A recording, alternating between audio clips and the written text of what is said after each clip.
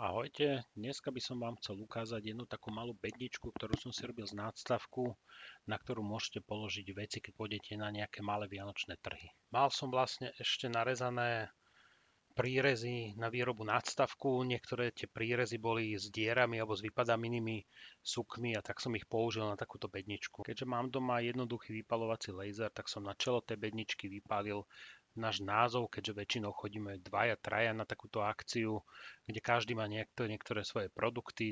Sme z obce Vyštuk, tak sme vyštuckí včelári.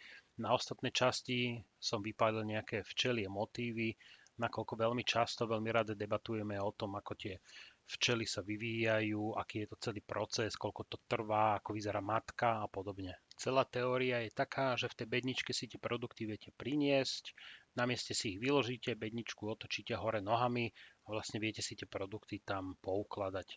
Nie je to len také jednoduché poukladanie na nejaký obrús, ale človek dostane tomu takú inú dimenziu, má tam také poschodia a vyzerá to krajšie. Tým, že je to v podstate skutočný nadstavok, tak môžete potom veľmi ľahko tým ľuďom vysvetliť, ako ten úl vyzerá, z akých nadstavkov sa skladá, aké je to asi veľké. V našom prípade malých včelárov u nás na dedine ide skôr o budovanie tých vzťahov, o nejaké vysvetlenie, ako o nejaký zisk z toho medu.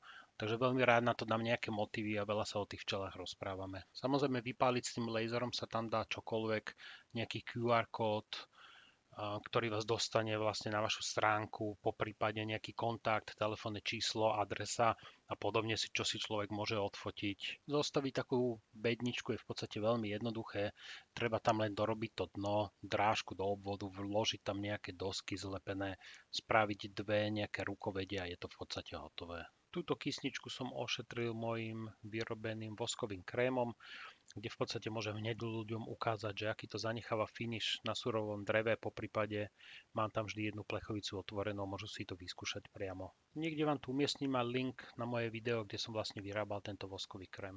No a kysnička je hotová a tu už môžete vidieť, ako to vyzerá aj s produktmi. Boli sme s kamarátom Jurajom v Bratislave na jedných malých trhoch. Takže keď sa vám video páčilo, dajte like, nezabudnite si dať odber. Ďakujem, majte sa.